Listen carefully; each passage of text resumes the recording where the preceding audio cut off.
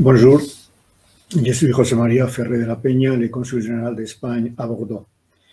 Je remercie le groupe des experts pour avoir organisé cette webinaire sur le commerce transfrontalier entre la France et l'Espagne, et particulièrement Maître Garnier, avocat au barreau de Bordeaux, et M. Mo, directeur d'agence CIC Iberbanco de Bayonne. Et aussi particulièrement à l'intérieur de l'ambassade, je remercie le bureau commercial et économique à Paris pour son assistance. On regarde l'économie de la France, de l'Espagne avec optimisme une fois qu'on a passé sur les conséquences du Covid et qu'on est en train d'arranger la situation après la crise géopolitique de la guerre d'Ukraine. On voit aussi quelle est la situation de la dette publique qui quand même est autour de 112% du PIB. Le plan de récupération France Relance est très intéressant et important, aussi pour l'Espagne, pour collaborer avec la France, la gestion des Next Generation Funds de l'Union européenne. Et on regarde avec attention aussi toutes les mesures pour réduire l'inflation en France. La France est le premier client de l'Espagne au monde. Et la France est le troisième pays après la Chine et l'Allemagne pour exporter en Espagne. Et les exportations espagnoles envers la France ont été de 60 000 millions d'euros dans les dernières années de 2022. Et tandis que les importations étaient 40 000 millions. C'est-à-dire qu'on a une situation avantageuse pour le moment pour l'Espagne avec des différents produits. La France est aussi le troisième investisseur historique en Espagne après les États-Unis et le Royaume-Uni. Il y a 1300 entreprises françaises qui travaillent en Espagne et il y a un nombre un peu inférieur, 850 entreprises espagnoles qui travaillent en France. Je vais aussi mentionner le forum empresarial CEO-MEDEF qui a été fait à Paris le 28 et 29 novembre 2022. Et aussi le tourisme français en Espagne. Et en 2022, il y a eu 10 millions de touristes français qui sont venus en Espagne. Et on est en train d'augmenter ce chiffre une fois qu'on a passé sur les conséquences du Covid. Les touristes français vont particulièrement en Catalogne et en Valence. Et la France a été le deuxième pays pour envoyer des touristes en Espagne après le Royaume-Uni et devant l'Allemagne. Les touristes espagnols qui visitent la France aussi ont commencé à hausser et à récupérer les chiffres d'avant. Et il faut dire que dans cette région de la Nouvelle-Aquitaine, le nombre de touristes espagnols est probablement le premier des touristes étrangers qui viennent. Je vais aussi mentionner avec beaucoup d'intérêt la récente signature, le 19 janvier 2023 à Barcelone par le président Macron et le président Sánchez du traité d'amitié et de coopération entre la République française et le Royaume d'Espagne. La France avait eu deux traités de ce genre avec l'Allemagne et l'Italie. C'est le troisième et je dois dire que depuis l'Espagne, on garde beaucoup d'espoir des choses qu'on pourra faire. Il y a une partie de ce traité, le titre 6, qui s'occupe d'économie, industrie, connectivité et tourisme. Finalement, je vais aussi insister sur la bonne relation, disons, transfrontalière qu'il y a dans tous les domaines entre la partie nord de l'Espagne et cette partie de la France. Et cette situation, bien sûr, elle est très positive pour les relations économiques, les relations commerciales, aller et venir. Et il n'y a pas aucune tension, on travaille beaucoup ensemble et très bien. Et ce genre de réunion, comme ce webinaire d'aujourd'hui, est un exemple. Et je vous souhaite une très bonne journée de ça. Merci. Merci, monsieur le consul. Bonjour à tous. Frédéric Mo-Garcia, directeur de l'agence du CIC Iberbanco à Bayonne. Nous sommes situés à 35 km de la frontière espagnole.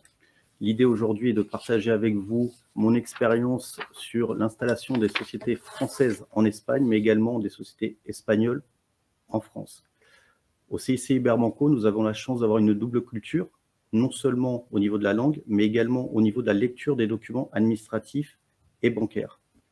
La plupart des sociétés françaises qui désirent s'installer en Espagne, font appel à des gestorías, qui sont un mix de nos cabinets d'avocats et d'experts comptables. Ces gestorías s'occupent essentiellement de la constitution, de la réglementation et également de l'ouverture du compte bancaire au pays, dans ce cas-là en Espagne. L'idée aujourd'hui, c'est vraiment déjà remercier Maître Garnier d'être parmi nous. Le CIC est partenaire avec le barreau de Bordeaux et l'objectif était de partager également et de rentrer plus dans le détail au niveau de cette possibilité d'ouvrir en fait des sociétés françaises et d'accompagner surtout ces sociétés françaises en Espagne. Donc, Maître Garnier rentrera plus dans le détail que moi, donc je lui laisse la parole. Merci, Monsieur Mogarcia. Donc, je m'appelle Antonio Garnier, je suis avocat au barreau de Bordeaux, avocat bilingue en espagnol.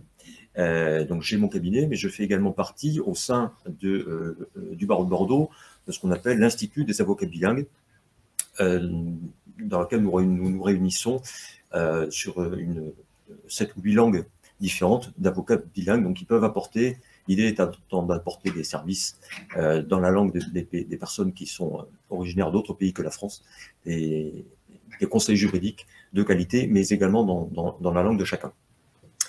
Alors, l'objectif de mon intervention aujourd'hui est de présenter aux entrepreneurs français les différentes opportunités qu'il y a de commercer avec l'Espagne, de s'y installer, que ce soit ponctuellement ou de façon plus pérenne, parce qu'il existe beaucoup d'opportunités. Monsieur le consul tout à l'heure a bien expliqué l'importance de l'économie espagnole et l'importance des liens entre la France et l'Espagne. Donc après, très concrètement, depuis les territoires régionaux, on peut voir les différentes possibilités. Alors mon intervention va se segmenter en 3 parties principales. L'existence de la création de liens contractuels avec les entreprises espagnoles, la création de sociétés directement en Espagne et un bref aperçu de la fiscalité qui s'attache à l'ensemble de ces opérations.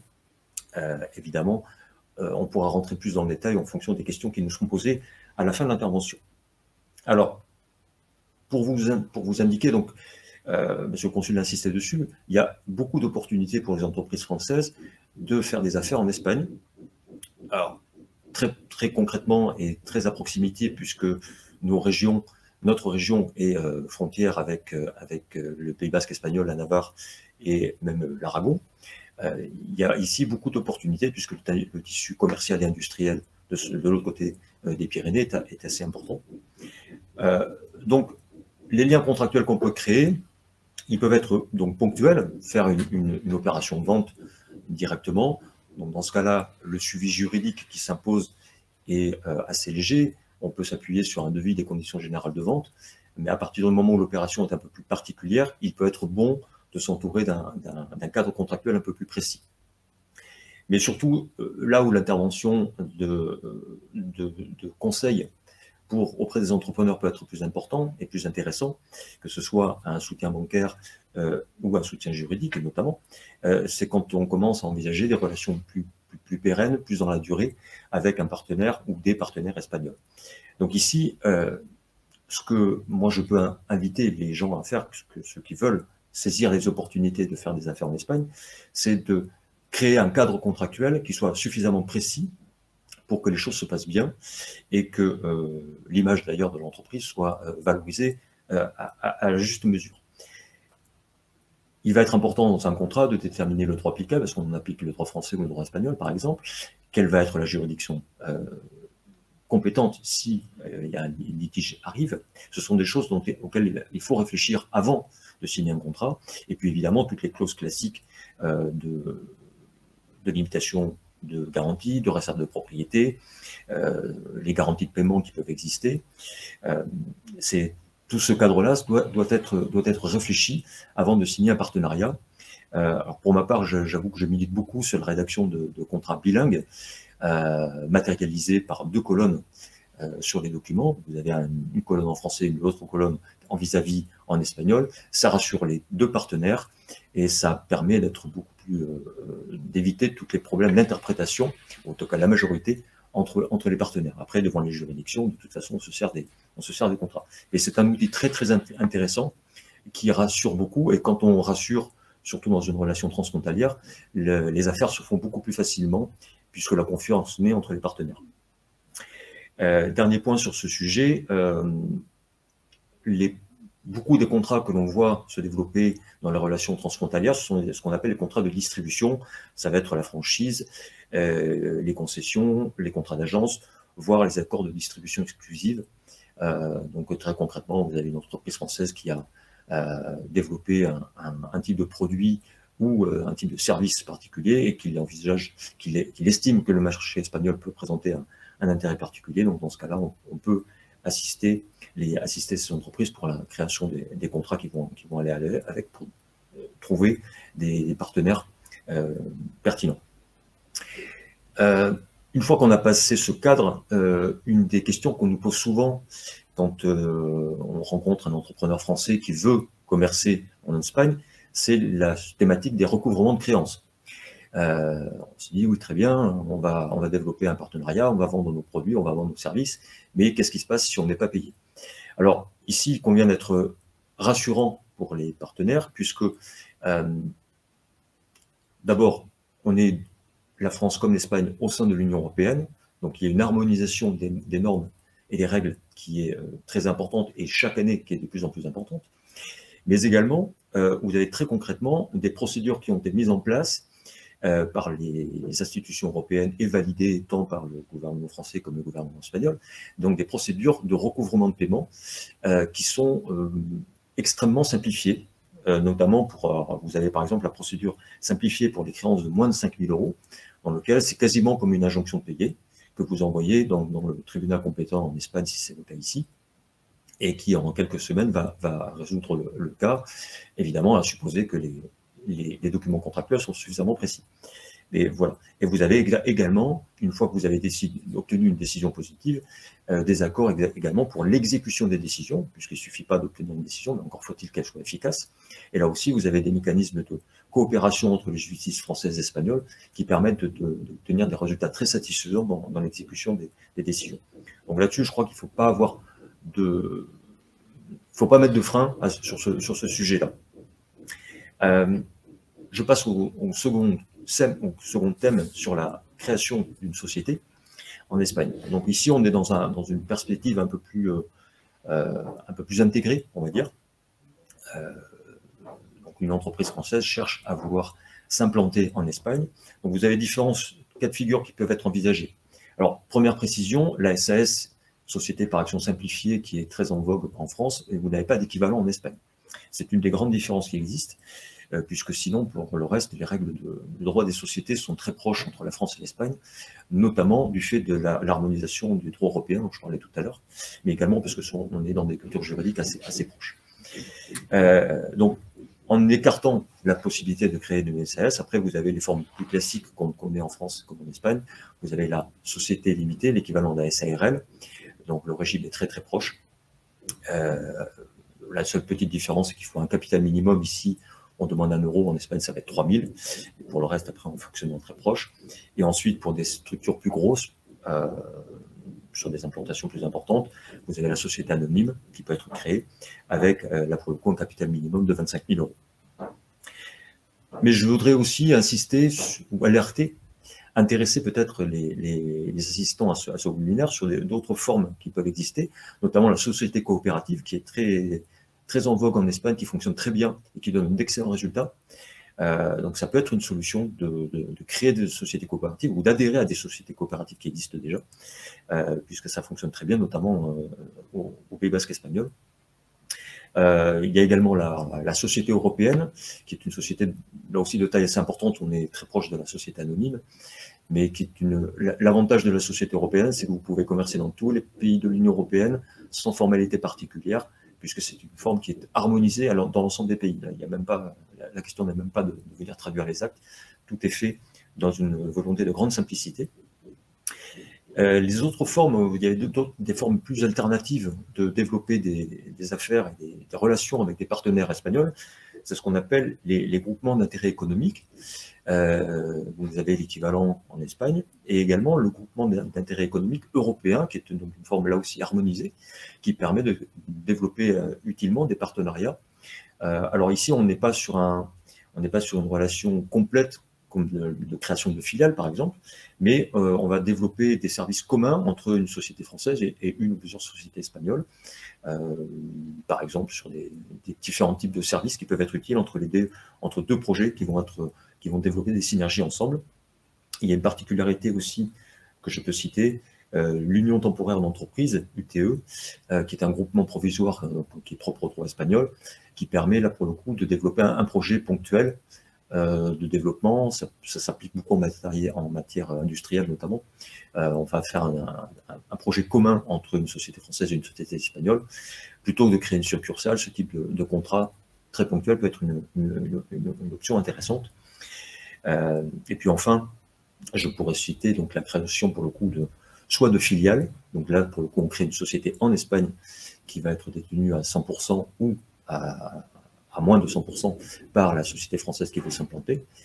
Si on n'est pas à 100%, ça veut dire qu'on aura un partenariat avec une société espagnole. Donc là, ça suppose de créer donc une société. Par contre, il existe aussi la possibilité de créer une succursale.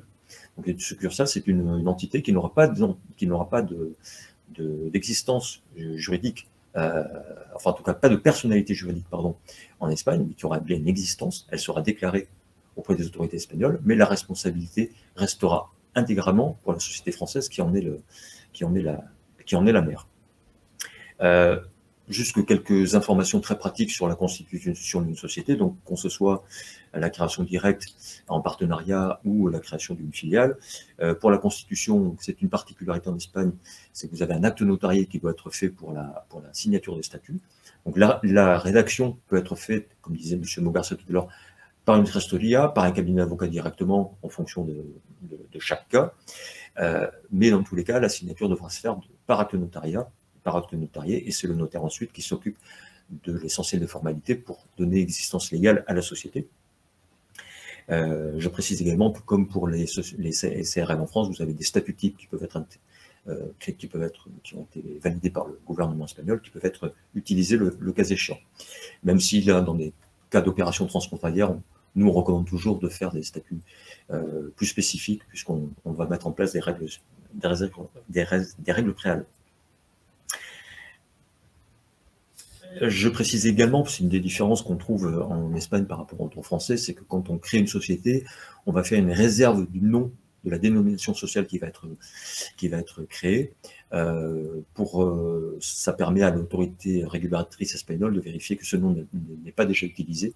Donc ce qu'on conseille en général, c'est de déposer non pas un nom, mais un nom avec 3 ou 4 variables, puisque je crois qu'on peut déposer jusqu'à 5 noms, de façon à pouvoir créer la société sans difficulté. Et donc voilà, une fois que c'est formalité, vous obtenez le certificat de création d'entreprise, l'équivalent du cabis français, et donc la société peut commencer à travailler. Dans les opportunités qui peuvent exister de développer des liens d'affaires avec l'Espagne, vous avez donc ensuite la possibilité de créer des partenariats avec une société préexistante en Espagne, et si ce partenariat est voué à durer, prendre une participation dans la société en question. Donc là, ici, on va être dans une opération un peu plus complexe d'un point de vue juridique et comptable, puisqu'il va falloir apprécier la valeur de l'entreprise, savoir quelle participation il va être prise dans la société, comment ça va être valorisé, et comment fonctionner ultérieurement entre l'associé majoritaire qui restera espagnol, vraisemblablement, ou pas, et le nouvel associé français qui va intégrer le capital. Donc là, ici, il y a évidemment tout un tas de mécanismes à mettre en place, des négociations à suivre sur le long terme, dans lesquelles, évidemment, l'accompagnement par des professionnels du droit, du chiffre, notamment bancaire, peut être déterminant pour accompagner et rassurer l'investisseur français. Donc, évidemment, il y a les aspects juridiques, il y a les aspects fiscaux, j'en parlerai sur la fin, mais prenez bien en compte d'ores et déjà qu'il existe au sein de l'Europe un principe d'interdiction de la double imposition, et que notamment entre la France et l'Espagne, il existe une convention bilatérale qui règle l'ensemble de ces problèmes, évitant notamment la double imposition, mais également luttant contre tout type de fraude ou de blanchiment d'argent. Donc il y a des contrôles qui sont faits sur les mouvements de capitaux entre les deux pays, dans ce but-là. Après, d'un point de vue beaucoup plus pratique, et dans l'idée de promouvoir les relations entre les deux pays, au-delà de la convention d'amitié franco-espagnole dont parlait tout à l'heure monsieur le consul, il existe des aides économiques à l'implantation et à l'investissement. Donc il y a des fonds européens qui sont dédiés spécialement à certains types de projets qui peuvent être utilisés. Mais après, vous avez des aides régionales. Donc ici, la région Aquitaine, Nouvelle-Aquitaine aide à l'implantation. Vous avez des fonds français. Et après, concrètement, quand on passe la frontière, vous avez en fonction des régions, beaucoup de régions qui favorisent les investissements et qui sont disposées à aider à l'implantation d'entreprises étrangères dans différentes régions et en fonction de certains secteurs d'activité qui vont être plus ou moins promus. Donc après, évidemment, quand on cherche à s'implanter, il est bon aussi de savoir dans quelle région ça peut être le plus intéressant en fonction des aides qui peuvent être apportées, mais également du statut fiscal propre, puisque, j'en parlerai tout à l'heure, vous avez des règles et des taux de fiscalité qui sont différents en fonction des régions, ce qui est une grande différence entre la France et l'Espagne. Je précise également que pour les investisseurs français, les autorités consulaires ont une importance qui peut être importante, puisque au-delà des consulats, enfin de l'ambassade évidemment à Madrid, et des consulats qui peuvent être développés et implantés dans différentes villes espagnoles, vous avez les chambres de commerce franco-espagnoles qui ont des implantations. Donc la chambre principale est à Madrid, et vous avez des implantations régionales, notamment à Bilbao par exemple, avec lesquelles on a pu avoir à traiter, qui peuvent apporter un soutien important, là aussi pour accompagner, pour aider et faciliter les implantations. Et dernière observation sur ce sujet, c'est que quand on s'implante en Espagne, si les choses se passent bien et qu'on a des visées internationales plus larges, l'implantation et la création de structures en Espagne peut permettre d'avoir accès notamment au marché latino-américain, puisque l'Espagne, par les liens qui existent avec ce continent, ce sous-continent, a développé là au cœur des accords internationaux qui permettent éventuellement d'accéder plus facilement à ces marchés en fonction des pays. Et dernier aspect sur cette partie plus juridique avant d'aborder la fiscalité, pour le règlement des litiges, j'y reviens, notamment au-delà des aspects procéduraux dont je parlais tout à l'heure. Pour régler les litiges, il est important d'avoir des contrats bien rédigés, d'avoir des contrats précis, qui prévoient notamment comment régler les litiges sur des aspects économiques, sur des aspects juridiques, mais également sur la façon de régler ces litiges, notamment en faisant appel à l'arbitrage, puisque au-delà de la possibilité d'accéder à des tribunaux et à des procédures simplifiées, comme j'ai évoqué tout à l'heure, dans le commerce, dans certains secteurs commerciaux en particulier, on apprécie tout particulièrement de passer par une justice privée, que l'on appelle l'arbitrage, qui, même s'il est privé, elle est très réglementée. Donc c'est un bon mode, là aussi, en fonction de différents critères, de faire appel à cette forme de justice, de règlement des litiges. Donc on va accéder à un tribunal arbitral, chacun présente ses arguments, chacun est assisté de son avocat, et l'idée étant de trouver une issue la meilleure possible aux litiges qui peuvent être nés. Et c'est un point important qui peut là aussi faciliter l'implantation et rassurer sur les éventuelles problématiques qui peuvent survenir à l'issue des relations. Dernier volet de mon intervention, c'est une présentation générale de la fiscalité. Alors, le gouvernement espagnol communique beaucoup vis-à-vis de l'extérieur sur le fait que les taux d'imposition en Espagne sont légèrement inférieurs à la moyenne européenne, sachant que pour la France, on est assez nettement au-dessus de la moyenne européenne.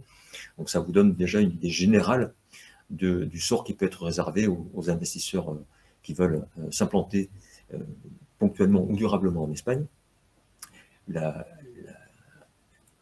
poids des impôts en Espagne est quand même assez nettement inférieur à ce qu'il est en France. Alors, vous avez évidemment des impôts directs et indirects.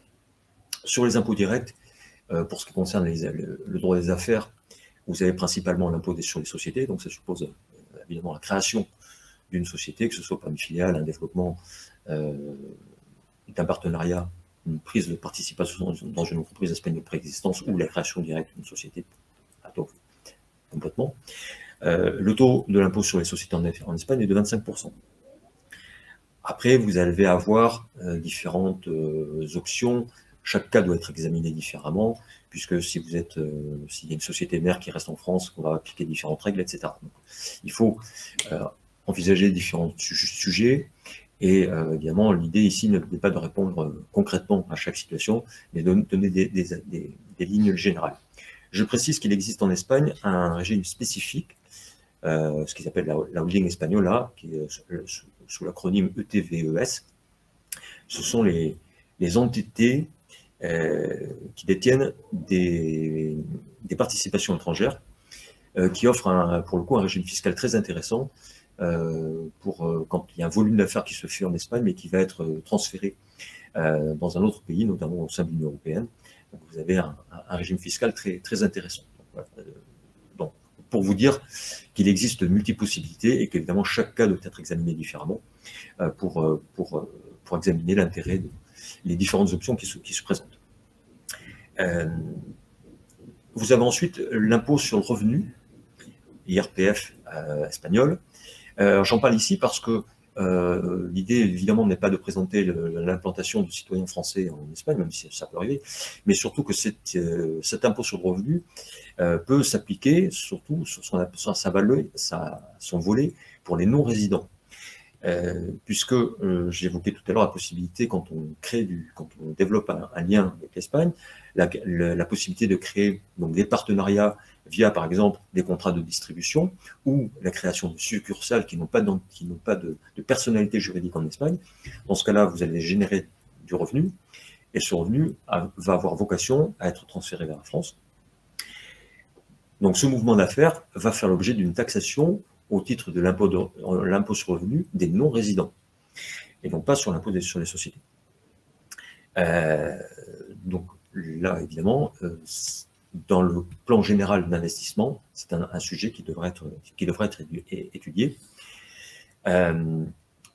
Pour ce qui se concerne les impôts indirects, vous avez principalement la TVA. Alors pour ici, la TVA, elle est d'application européenne, et les taux en Espagne sont quasiment identique, puisqu'on a 21 pour le taux principal, 10% pour le taux réduit et 4% pour le taux très réduit.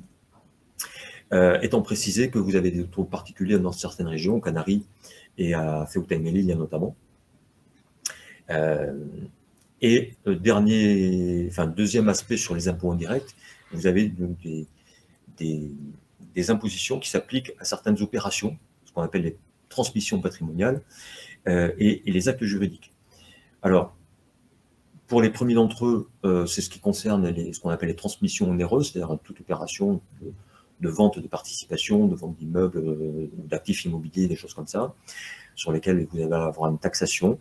Alors ici, il y a vraiment, s'applique vraiment les particularités locales, puisque en Espagne, chaque communauté autonome, par exemple le Pays Basque, par exemple la Navarre, pour parler des régions les plus proches de nous, chaque communauté autonome va donc pouvoir appliquer son propre taux, puisqu'elle va collecter elle-même l'impôt. Donc, c'est ce que j'expliquais tout à l'heure sur l'opportunité de vérifier, quand on envisage de développer un partenariat, un investissement en Espagne, en fonction du projet. Un des aspects qui doit être étudié, c'est où s'implanter, en examinant notamment l'aspect fiscal. Ce n'est pas le seul, évidemment, mais c'est un élément, un critère qui doit être retenu. Donc ça suppose une étude préalable pour chacun de ces points-là. Et puis, dernier sujet, pour tous les actes juridiques, toutes les opérations, pour beaucoup d'opérations, vous allez avoir des taxations qui seront appliquées très régulièrement.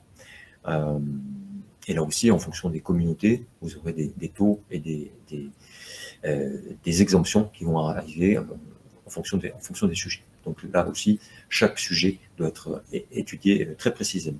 Voilà, j'en ai terminé de cette rapide présentation et on peut passer peut-être à la suite. Ouais, merci beaucoup, Maître Garnier. Vraiment, vous avez été, je pense, assez précis et vous êtes rentré assez dans le détail. Je pense qu'il y a quelques questions. On va passer à la partie questions-réponses.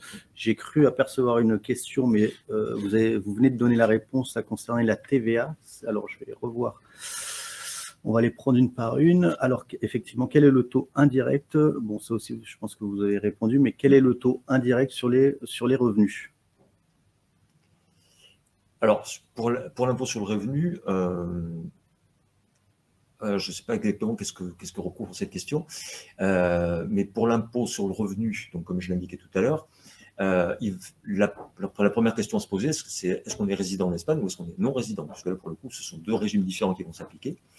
Et après, dans chaque communauté, vous aurez une partie de l'imposition qui va être décidée directement par la région. Donc, pour pouvoir répondre à la question, il faut savoir où est-ce qu'on pense s'implanter et ce qu'il en est.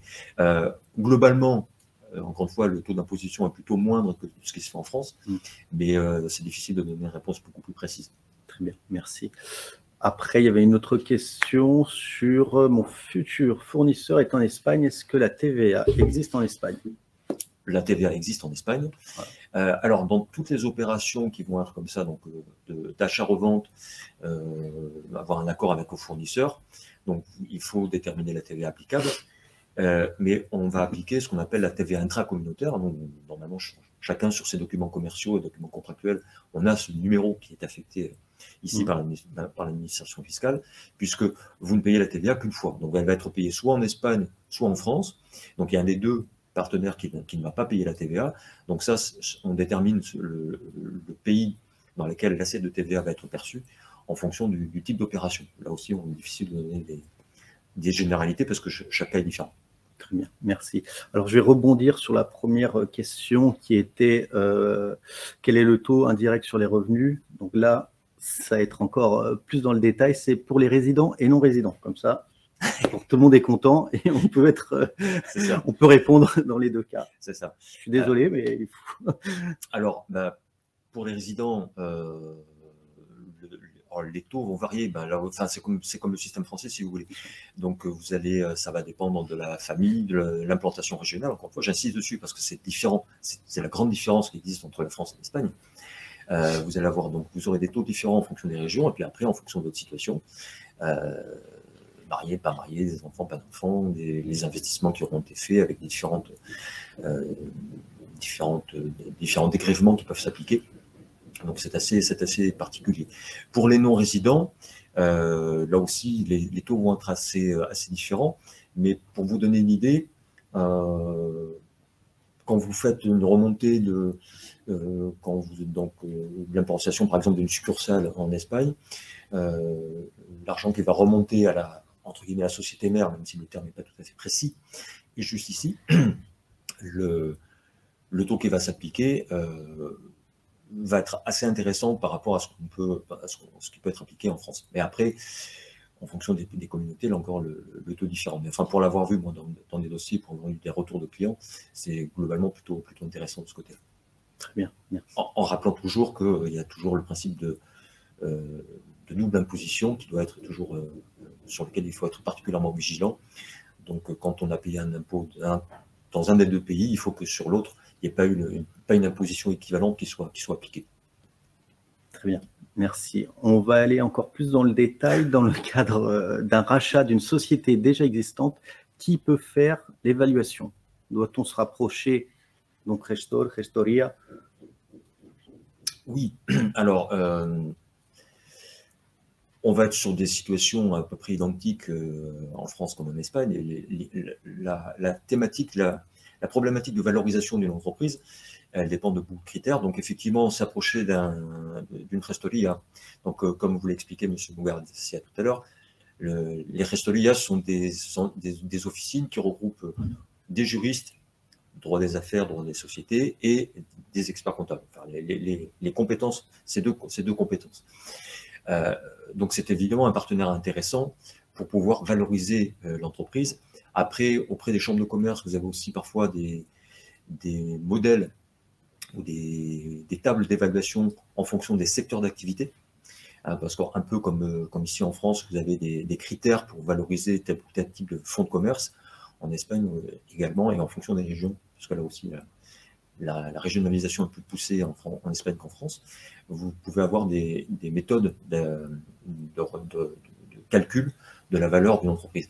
Après, de toute façon, et comme je dis toujours à mes clients ou aux personnes qui viennent me consulter, la valeur d'une entreprise, elle dépend in fine surtout de l'accord entre les parties.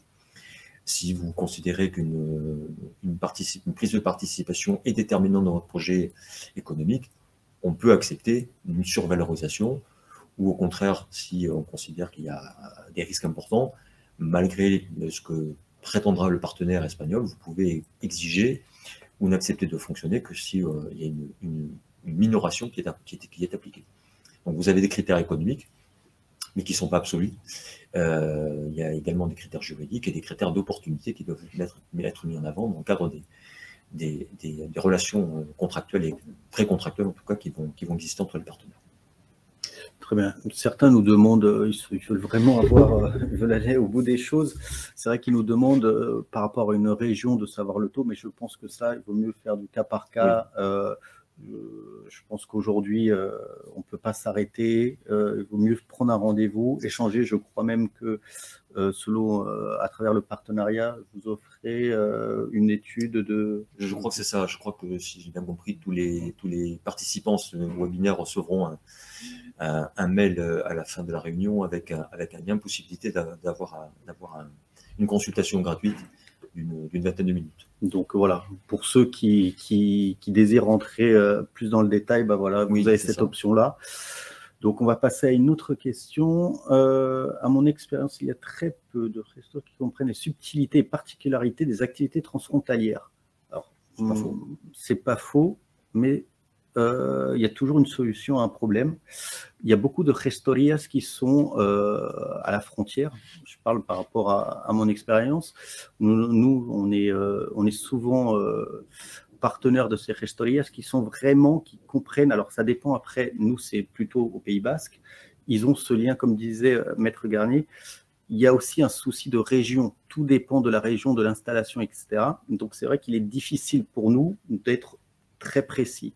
Par contre, les restorias transfrontalières, celles dont je pourrais éventuellement vous donner les coordonnées, connaissent parfaitement le sujet au niveau de ce qui se fait, ce qui ne se fait pas, et il y a un réel accompagnement de leur part. Donc n'hésitez pas, je pourrais mettre certaines coordonnées, ou peut-être Maître Garnier pourra également vous donner certaines adresses, je ne sais pas.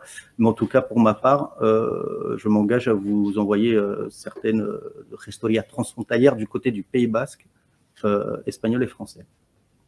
Alors pour compléter, pour ma part, moi dans mon activité régulière en tant qu'avocat, ce qu'on propose aux clients qui veulent s'implanter en Espagne, on propose carrément de les accompagner, parce que moi, en étant bilingue, si vous voulez, je peux être en contact direct avec la restoria, de façon à transférer effectivement les volontés de l'investisseur, pouvoir l'accompagner et pouvoir être en lien direct pour justement la préparation des différents actes, notamment effectivement quand on est dans des régions dans lesquelles il est difficile de trouver une restoria qui ait l'habitude des affaires transfrontalières. C'est tout à fait possible, il n'y a pas de difficulté. Je ne peux d'ailleurs que conseiller, sauf aux chefs d'entreprise qui sont parfaitement bilingues, ce qui n'est quand même pas la majorité, c'est d'être accompagné par un conseil qui va maîtriser les deux langues et les deux cultures, parce que ça simplifie beaucoup les choses, au moins pour commencer, et ensuite pour le suivi régulier également, on peut continuer l'accompagnement. Très bien.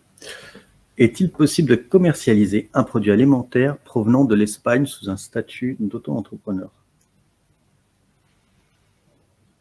A priori, c'est possible. Il faut avoir les autorisations. Après, ça dépend du produit alimentaire, mais enfin, à partir du moment où on est dans les règles, si ça peut être acheté et revendu en France, pour moi, il n'y a pas de difficulté particulière. Il faut se conformer aux exigences des normes françaises. Bon. Voilà, je pense qu'on a fait le tour. On reste disponible. De toute manière, il y aura un mail, comme indiqué Maître Garnier, qui partira.